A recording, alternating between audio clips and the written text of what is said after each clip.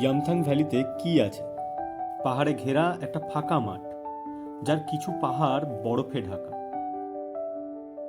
এখানকার পরিবেশকে নিস্তব্ধতা থেকে বঞ্চিত করেছে এই ব্যস্ত নদী।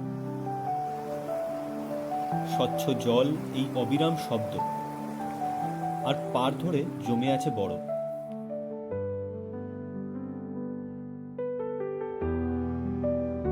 ফাঁকা মাঠে সারি দিয়ে রয়েছে প্রেয়ার ফ্ল্যাগ।